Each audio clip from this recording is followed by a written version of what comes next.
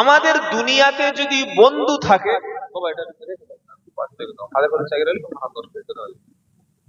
আমাদের দুনিয়াতে যেমন বন্ধু থাকে, এই বন্ধু মৃত্যু পর্যন্ত সাথে থাকে, কবরের সাথে থাকে না? থাকে না?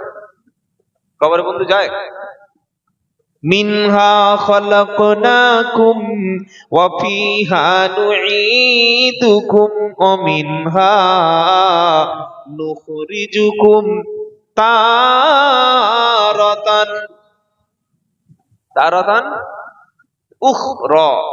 এটা কোরআনের আয়াত, এটা মৌলবীর বানানো দোয়া না। কি গো? 16 নম্বর পারা 14 নম্বর পৃষ্ঠা 5 নম্বর লাইনের 55 নম্বর আয়াত সূরা তাহা। আল্লাহ কিন্তু আয়াতটা নাজিল করেছেন কিসের উদ্দেশ্য? তোমাদেরকে মাটি থেকে বানিয়েছি। আমরা কিসের তৈরি বাবা? জোরে বলুন। মানুষ মানে মাটি, আর জিনেরা হলো আগুনের, আর ফেরেশতারা হলো নূরের তৈরি। বলুন সুবহানাল্লাহ। মাটির মধ্যে রয়েছে ফসফরাস, মাটির মধ্যে রয়েছে পটাশিয়াম, ম্যাগনেসিয়াম, ক্যালসিয়াম, রয়েছে আয়রন। ঠিক এইগুলো মানুষের শরীরের মধ্যে রয়েছে। আল্লাহ বলছে মিনহা খলাকনাকুম, তোমাদেরকে মাটি থেকে বানালাম, আবার মাটির মধ্যে তোমাদেরকে দাফন। কি হবে না? হবে না? ও যত পাকা বাড়ি থাকুন, হ্যাঁ, কোনো সুযোগ নাই। যত এসি ঘরে থাকুন না কেন, কবরে এসির সুযোগ নেই। যত ঘরের মধ্যে লাইটিং করুন না কেন, কবরে কোনো লাইটিং থাকবে না। وَفِيهَا نُعِيدُكُمْ وَمِنْهَا نُخْرِجُكُمْ تَارَةً أُخْرَى। কবরে যখন রাখা হবে, কবরটা কিন্তু আপনার শেষ ঠিকানা হবে না। নির্দিষ্ট সময় যখন হবে, কিয়ামত দিন যেদিন শুরু হবে, সেদিন কবর থেকে আপনাকে উঠতে হবে, মহান রবের সামনে সেদিন দাঁড়ানো লাগবে। কার সামনে দাঁড়াতে হবে? আল্লাহর সামনে দাঁড়াতে হবে। এই দুনিয়াতে বন্ধু আছে, আমরা যখন মারা যাই, আমাদের বন্ধুরা শোনার পরে ছুটে এসে কবরটা কেউ খুলে দেয়, কেউ কাফনের কাপড়টা কিনতে যায়, কেউ বাঁশটা কাটতে রেডি হয়, কেউ জানাজার খাটিয়াটা মসজিদ থেকে আনতে যায়, কেউ মাইয়েতের নামটা মসজিদে অ্যানাউন্স করে, কেউ বা মাইয়েতের জন্য আত্মীয় স্বজন আসবে তাদের খাওয়ানোর ব্যবস্থা করে, কেউ বা মাইয়েতকে গোসল দিতে ব্যস্ত থাকে। যখন জানাজা হয়ে গেল, মাইয়েতকে কাঁধে করে ঘাড়ে করে নিয়ে কবর পর্যন্ত রেখে দিল। দুজন মানুষ কবরে নেমে গেল, কবরে যখন শুইয়ে দিল, ওটাই শুইয়ে দেওয়ার পরে উঠে চলে আসলো, আর 1 মিনিট কবরের কাছে বন্ধু দাঁড়ায় না। দাঁড়ায়? কিরে ভাই, একসঙ্গে তাস খেলেছিলাম, একসঙ্গে খেলা করতাম, একসঙ্গে গল্প করতাম, একসঙ্গে গাঁজা খেয়েছি, একসঙ্গে মাল খেয়েছি, তুই কবরে নাম, তবে তো দেখি কেমন বন্ধু। দাঁড়াবে? আরে হ্যাঁ না বলুন না। মাটি দিচ্ছে আর খালি পিছন, এত দেরি করলে হয়, চলে যা, বাড়ি কাজ আছে, দিচ্ছে আর চলে যাচ্ছে। কি গো বাবাজিরা, ওই বন্ধু যাবে কবর পর্যন্ত, তারপরে আর পৃথিবীতে কোনো বন্ধু নেই। অনেক মানুষ পীর ধরে, কি শুনছেন আপনারা? পীর পীর কেন পীর ধরেছেন? বললে আমার কবরে উনি পার করে দেন। অবস্থা দেখুন, কি মূর্খতা। আল্লাহর কসম করে বলছি, যত বড় ধরনের পীর হোক, কবরে আপনার কোনো পীর কোনো উপকারে আসবে না, আসবে না, আসবে না।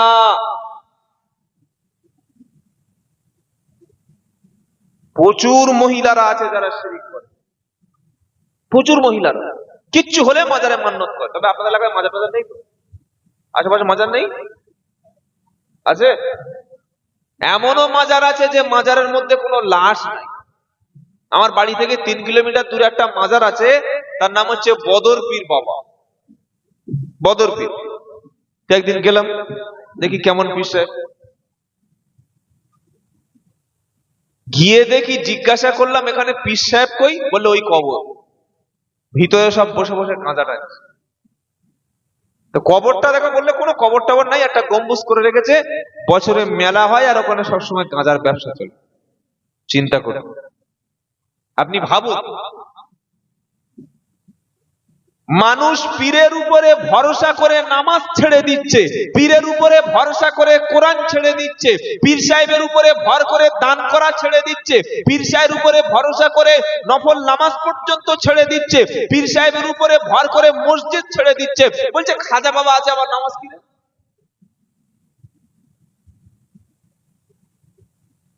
ক্যানিং বলে একটা জায়গা আছে আমাদের 24 পরগনা ক্যানিং, ওখানে একটা গেলাম সিরাতুল নবী, নবী দিবস, মিলাদুল নবী মাহফিল।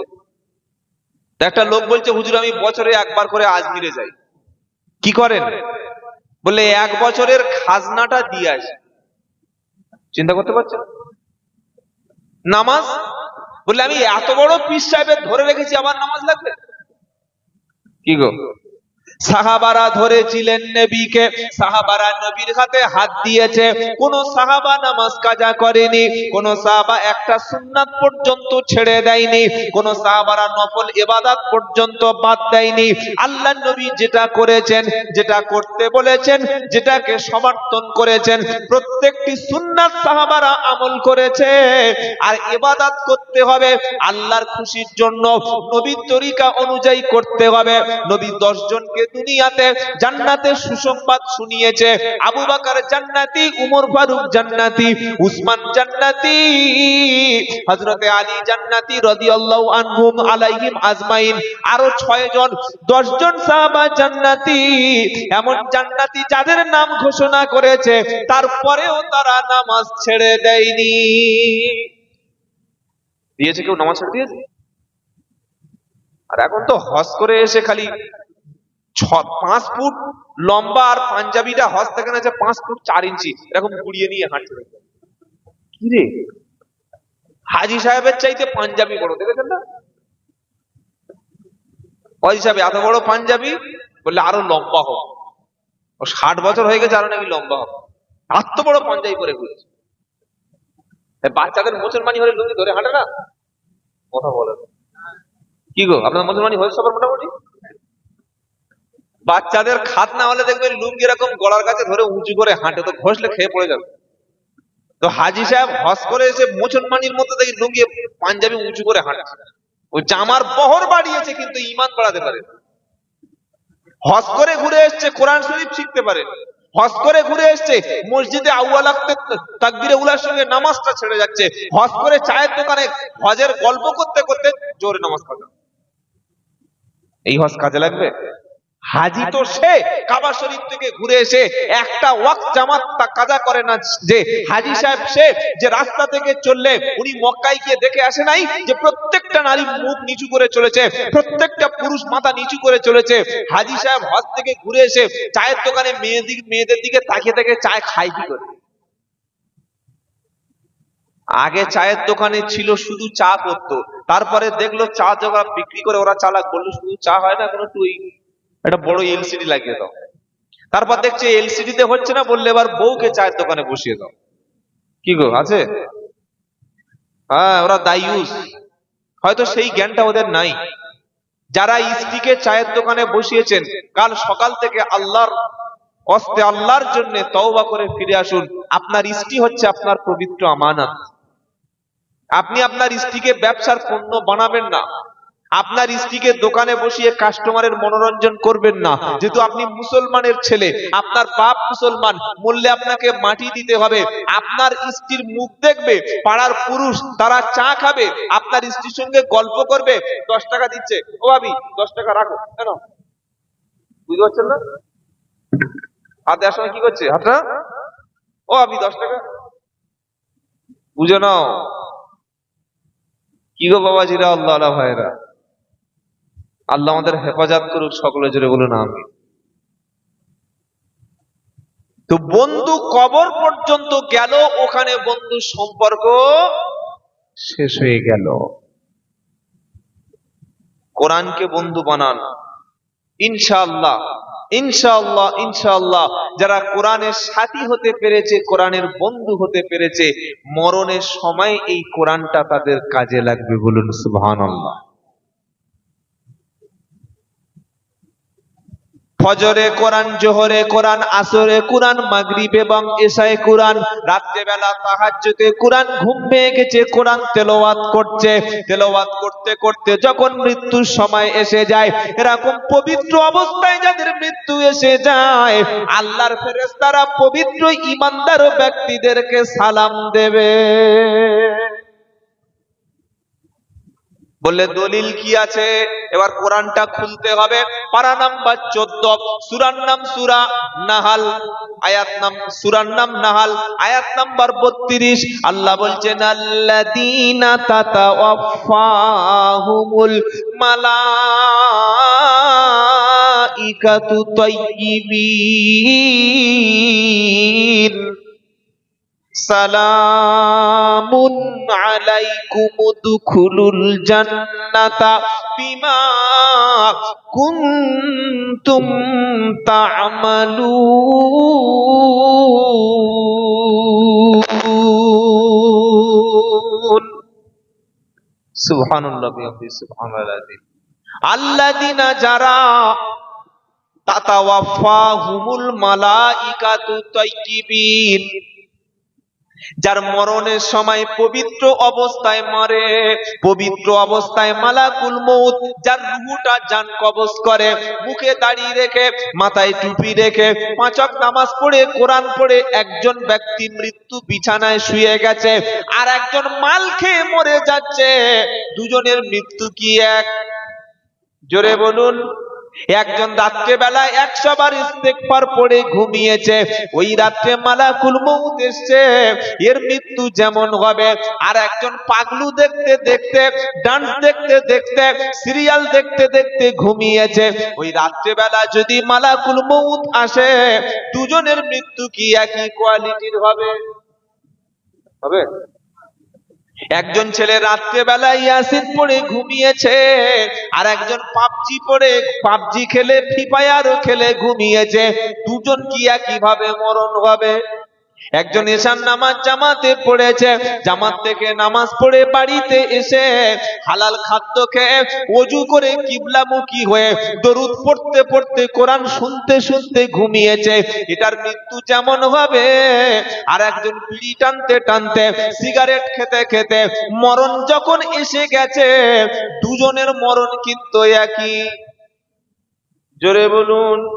কোরআন তাই শোনাচ্ছে আল্লাযীনা তাতাওয়াফাহুমুল মালাইকাতু তাইয়্যিবিন, মৃত্যুটা যাদেরকে পবিত্র অবস্থায় মরণ হয়, যারা পাক এবং পবিত্র অবস্থায় মালাকুল মউত যাদের কাছে চলে আসে, মালাকুল মউত তখন তাদেরকে এসে আল্লাহর পক্ষ থেকে তাদের সালাম দেবে। এই বাবাজিরা, আল্লাহওয়ালা ভাইরা, ফেরেশতা সালাম দেবে। কে সালাম দেবে? মুমূর্ষু ব্যক্তির সালাম দেবে, দিয়ে কি বলবে? উদখুলুল জান্নাতা বিমা কুনতুম তা'মালুন, চলো চলো জান্নাতের দিকে চলো, তুমি যে ভালো কাজ করেছিলে তার বদলা তোমাকে দেওয়া হবে। জোরে বলুন। এখন একটা লোক অসুস্থ, তার কাছে বসে কি পড়া হবে? জোরে বলুন। তাকে কি শোনানো হবে? শোনানো হবে তাকে কলেমা। নবী বললেন মুমূর্ষু ব্যক্তির কাছে তোমরা বসে বসে কলেমা পড়াও, তবে কলেমা পড়াতে গিয়ে যেন চাপ সৃষ্টি করো না। ভাই কলেমা পড়াও, ভাই চাচা কলেমা পড়াও, ভাই চাপ কলেমা পড়াও, খবরদার চাপ সৃষ্টি করো না। কেন? আপনি চাপ দিয়ে বলছেন পড়ো লা ইলাহা ইল্লাল্লাহ, ও মৃত্যুর কষ্টে যদি বলে পড়বো না লা ইলাহা ইল্লাল্লাহ, ঈমান থাকবে না, বেঈমান হবে। কি বলছি বুঝতে পারছেন না? আপনি জোরে জোরে তার কাছে পড়ুন, যদি তার নসিবে থাকে কলেমা পড়েই সে মৃত্যুবরণ করবে। বলুন সুবহানাল্লাহ। আর যদি বলছেন চাচা কলেমা পড়ে নাও, কলেমা পড়ো, লা ইলাহা ইল্লাল্লাহ বলো, আরো যদি মৃত্যু কষ্টে বলে বলবো না লা ইলাহা ইল্লাল্লাহ, যে কলেমাটা জীবিত অবস্থায়, সুস্থ অবস্থায়, বেঁচে থাকা অবস্থায় আমার জবান থেকে জাহির হলো না, বার হলো না, এই কলেমাটা আমাকে মরণের সময় মুখ থেকে বার হবে বলে মনে হচ্ছে?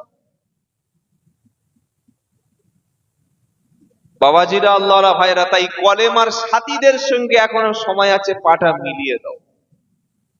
কলেমা ওয়ালাদের সাথে এখনো শরীরটা মিলিয়ে দাও। কলেমা ওয়ালাদের সাথে তোমার বন্ধু বানিয়ে নাও। কলেমা ওয়ালাদের সাথে তুমি মসজিদের মধ্যে ঢুকে যাও। কলেমা ওয়ালাদের সাথে আল্লাহ রাস্তায় বার হয়ে যাও। কলেমা ওয়ালাদের সাথে তুমি সময়টা লাগিয়ে দাও। কলেমা ওয়ালাদের সাথে তোমার মেয়েটাকে বিয়ে দাও। কলেমা ওয়ালাদের সাথে তোমার ছেলেটাকে বিয়ে দাও। কলেমা ওয়ালার সাথে তুমি ব্যবসার সম্পর্কটা করো। আর বন্ধু যদি দুনিয়ায় কাউকে বানাতে হয়, ইমানদার কলেমা ওয়ালাকে তুমি বন্ধু বানাও। এমন ছেলের সঙ্গে মেয়ের বিয়ে দিয়েছে যে জীবনে ফরজ গোসল কি জিনিস জানে না। নতুন বিয়ে করে নতুন শ্বশুর বাড়ি এসে 7 দিন পুকুরে নামেনি, বাথরুমে গোসল করেনি, ওই শুকনো অবস্থায় কাজ চলছে। কি বলছি বুঝতে পারছেন না? শীতকালে প্রচুর মুসলমান আছে পেশাব করে পানি নেয় না ভাই, শীতের কারণে।